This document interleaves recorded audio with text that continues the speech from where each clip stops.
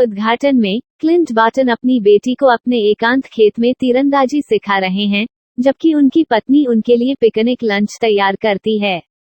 अचानक क्लिंट की बेटी गायब हो जाती है और क्लिंट का बाकी परिवार बिखर जाता है, साथ ही पूरे ब्रह्मांड में आधे जीवन के साथ। थानोस के सभी 6 इन्फिनिटी स्टोन्स प्राप्त करने के बाद अपनी उंगलियों को तोड़ने का परिणाम। टाइटन पर थानोस द्वारा अपनी हार के बाद नेबुला और टोनी स्टॉक अंतरिक्ष में फंसे हुए हैं, लेकिन कैरल डेनवर द्वारा पृथ्वी पर वापस आ गए हैं और Natasha Romanoff, Bruce Banner, Steve Rogers, Rocket, Thor और जेम्स रोड्स के साथ फिर से जुड़ गए हैं।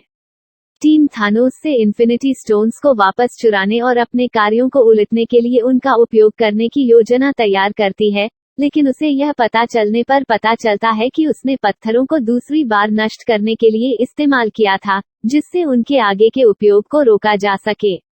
वो शेष एवेंजर्स को बताता है कि उसने आगे नापाक उद्देश्यों के लिए स्टोन्स का उपयोग करने से बचने के लिए ऐसा किया।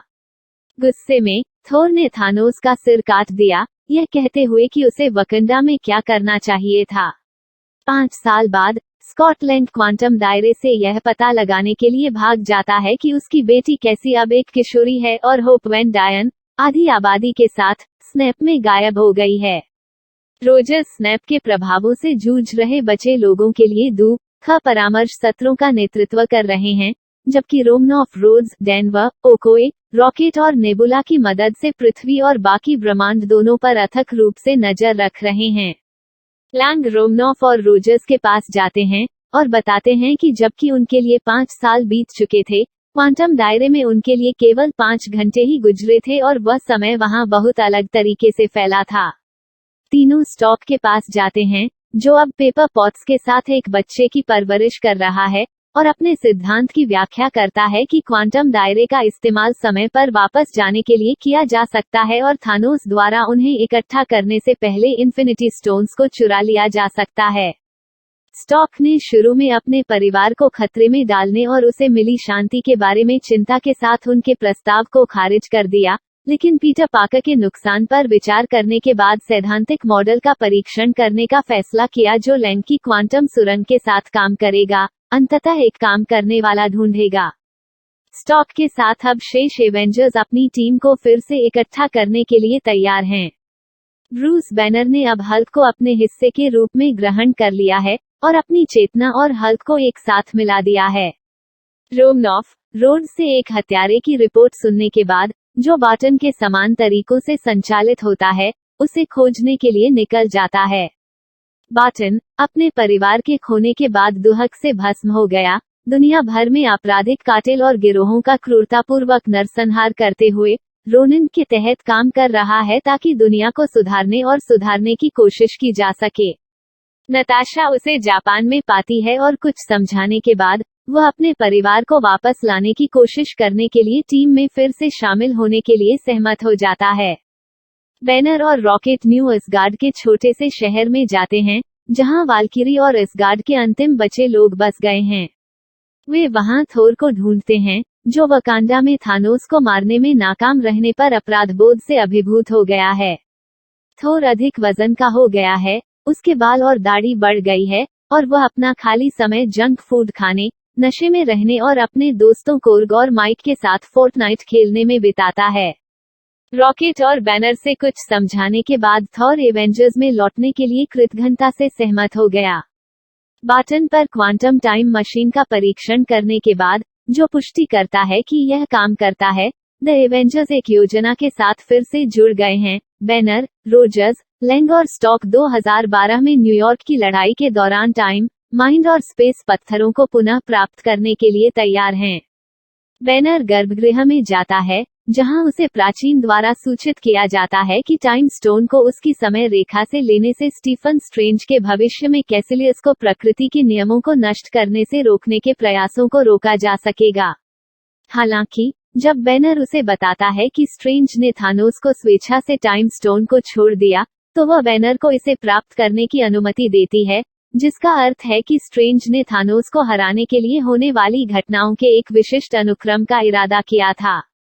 बैनर किसी भी दुष्परिणाम को रोकने के लिए पत्थरों को उनके उचित समय पर लौटने का भी वादा करता है। एवेंजर्स द्वारा लोकी से इसे जब्त करने के बाद लैंग और स्टॉक स्पेस स्टोन को चुराने का प्रयास करते हैं। लैंग अपने कृत्रिम हृदय में एक सर्किट खींचकर स्टॉक के अतीत को एक हल्का कार्डियक अरेस्ट देता है, जबकि जब कोई नहीं देख रहा होता है तो स्टॉक टेसरैक्ट के ब्रीफकेस को चुरा लेता है। उनकी योजना विफल हो जाती है जब स्टॉक गलती से हल्क द्वारा मारा जाने के बाद ब्रीफकेस छोड़ देता है। लोकी फिर स्पेस स्टोन चुरा लेता है और हिरासत से बचने के लिए इसका इस्तेमाल करता है। रोजर्स अंडरकवर हाइड्रा एजेंटों से माइंड स्टोन को चुराने में सफल हो जाते हैं, लेकिन अपने पिछले स्व में ठोकर खाते हैं, जो उन्हें एक प्रच्छन्न लोकी के लिए गलती करता है। पिछले स्टीव को हराने के बाद रोजर्स स्टॉक और लैंग के साथ वापस मिलते हैं, जिन्हें अब पिम कणों की सीमित आपूर्ति से बाहर निकले बिना स्पेस स्टोन प्राप्त करने का एक और तरीका पता लगाना चाहिए जो उन्हें क्वांटम दायरे से यात्रा करने की अनुमति देता है। लैंग माइंड स्टोन के साथ वर्तमान में लौटता है, जबकि रोजर्स और स्टॉक 1970 के दशक में अमेरिकी सेना की स्थापना से स्पेस स्टोन को चुराने की योजना बनाते हैं, जबकि यात्रा को घर वापस करने के लिए पाइम पार्टिकल्स की और शीशियों को भी चुराते हैं। वहीं रोजर्स ने पैगी कार्टर को देखा और स्टॉक ने अपने पिता हॉवर्ड के साथ एक सार्थक बातचीत की। मालिकित ने 9 लोगों के खिलाफ इसका इस्तेमाल करने से पहले रॉकेट और थोर रियलिटी स्टोन को पुनः प्राप्त करने के लिए असगार्ड की यात्रा करते हैं। असगार्ड में रहते हुए थोर को याद दिलाया जाता है कि उसकी मां, फ्रिग्गा, जल्द ही मर जाएगी और उसके साथ एक मौका मुठभेड़ होगी, जबकि रॉकेट जेन फोस्टर से रियलिटी स्टोन के वाष्पीकृत संस्करण एथा को चुरा लेता है। फ्रिग्गा के थोर को सलाह देने के बाद दोनों पृथ्वी पर लौटते हैं और वह अपने हथौड़े माजुलनोर को पुनः प्राप्त करता है, यह पता लगाने के लिए कि वह अभी भी इसके योग्य है। पीटर क्विल के जाने से पहले नेबुला और रोड्स पावर स्टोन चुराने के लिए मोराग की यात्रा करते हैं। जैसे ही रोड्स पावर स्टोन के साथ वर्तमान में लौटता है, नेबुला खराब हो जाता है और मोराग पर रहता है। नेबुला के सिस्टम पर काम करने वाली 2 चेतनाओं के साथ थानोस और एबोनी माव भविष्य के नेबुला की उपस्थिति की खोज करते हैं और उसका अपहरण करने जाते हैं। नेबुला को पता चलता है कि क्या हुआ है और दूसरों को चेतावनी देने की कोशिश करता है, लेकिन बहुत देर हो चुकी होती है। थानोस उसकी यादों को स्कैन करता है और एवेंजर्स की योजना का पता लगाता है, और अधिक वफादार नेबुला को एक जासूस के रूप में वर्तमान में वापस भेजता है। बाटन और रोमनॉफ सोल स्टोन को पुनः प्राप्त करने के लिए वमिर की यात्रा करते हैं, हालांकि जब पत्थर के रखवाले रेड स्कल ने उन्हें सूचित किया कि इसे केवल किसी ऐसे व्यक्ति का बलिदान करके ही प्राप्त किया जा सकता है जिसे वे प्यार करते हैं। जिन 2 लड़ाइयों पर बलिदान दिया जाएगा, रोमनॉफ अंततः गिर जाएगा, जबकि एक व्याकुल बाटन सोल स्टोन के साथ पृथ्वी पर लौटता है। हर कोई पृथ्वी पर वर्तमान में वापस आ गया है। स्टॉक, रॉकेट और बैनर ने पत्थरों को चलाने के लिए एक गॉर्टलेट तैयार करने के लिए तैयार किया, जिसे स्टॉक के नवीनतम आयरन मैन सूट के उसी नैनोटेक से बनाया गया था। बैनर स्वयंसेवकों को गॉर्टलेट चलाने और थानोस के स्नैप में गायब होने वाले सभी लोगों को वापस लाने के लिए तर्क देता है कि वह गामा विकिरण और पत्थरों का उपयोग करके लाए गए अत्यधिक दर्द और चोट दोनों का सामना कर सकता है।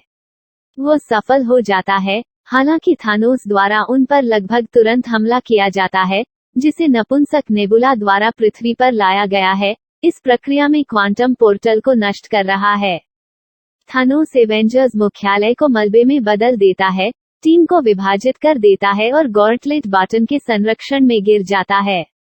पिछले नेबुला को उसके भविष्य के स्वयं द्वारा मार दिया जाता है क्योंकि वह बाटन से इन्फिनिटी स्टोन्स लेने का प्रयास करती है, जबकि रोजर्स, थोर और स्टॉक थानोस का सामना करते हैं, जो तय करता है कि वह ब्रह्मांड को नष्ट करने और अपनी दृष्टि में एक बनाने के लिए इन्फिनिटी स्टोन्स का उपयोग करेगा।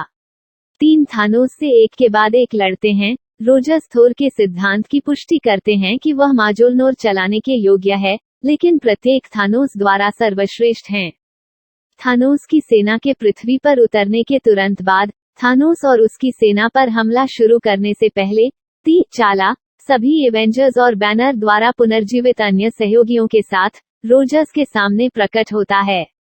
एक लंबी लड़ाई के बाद, जिसके दौरान स्टॉक पाकर के साथ फिर से जुड़ जाता है और क्विल पिछले गम्योरा के साथ फिर से जुड़ जाता है, थानोस इन्फिनिटी स्टोन्स के लिए कई एवेंजर्स के साथ कुश्ती करता है। जब वह वांडा मैक्सिमॉफ की ऊर्जा से बंधे होते हैं तो थानोस ग्लेव को अपने जहाज में कई ऊर्जा विस्फोट करने का आदेश देता है, जो एवेंजर्स के प्रयासों को लगभग तबाह कर देता है। कैप्टन मार्वल फिर से प्रकट होता है, गॉर्टलेट के नियंत्रण के लिए लड़ते हुए थानोस के जहाज को बाहर निकालता है। नए गॉर्टलेट से नैनोटेक का उपयोग करते हुए स्टॉक थानोस के हाथ से इन्फिनिटी स्टोन्स को अपने हाथ में ले लेता है और थानोस और उसकी पूरी सेना को राख में बदलने के लिए उनका उपयोग करता है। विजयी रूप से, मैं आयरन मैन हूँ पाकर और पॉट स्टॉक को सांत्वना देते हैं क्योंकि वह स्टोन्स के विकिरण के संपर्क में आने से मर जाता है। लड़ाई के बाद द एवेंजर्स स्टॉक के लिए एक अंतिम संस्कार करते हैं, जिसका मार्क आर्क रिएक्टर उनके घर के बगल में झील पर तैरता है। बाटन और वांडा मैक्सिमॉफ इस तथ्य से सांत्वना लेते हैं कि रोमनॉफ और विजन, जो स्नैप में वापस नहीं लौटे, उन्हें थानोस पर अपनी जीत पर गर्व होगा। थोर वाल्किरी को असगार्ड की रानी बनाता है और अपने जीवन में पहली बार रॉयल्टी और नेतृत्व के बोझ से मुक्त अपने वास्तविक उद्देश्य को खोजने के लिए गार्डियंस ऑफ द गैलेक्सी में शामिल हो जाता है।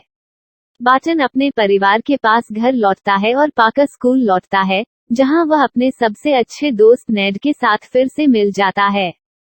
इस बीच रोजर्स को पत्थरों और थॉर के हथौड़े को उनकी मूल समय रेखाओं में वापस करने के लिए अतीत में जाने का काम सौंपा जाता है, लेकिन वह वर्तमान में नहीं लौटने का फैसला करता है और इसके बजाय कार्टर के साथ अपने शेष जीवन को अतीत में जीने का फैसला करता है। वो सैम विल्सन और बकी बार्न्स के सामने एक बूढ़े व्यक्ति के रूप में फिर से प्रकट होता है और अपनी ढाल और कप्तान अमेरिका का आवरण विल्सन को देता है। एक संक्षिप्त फ्लैशबैक एक साधारण दिखने वाले घर में रोजर्स और कार्टर को दिखाता है, अंत में उस नृत्य को साझा करता है जो उन्हें अपने रहने वाले कमरे में कभी नहीं मिला, अंत में वास्तव में खुश।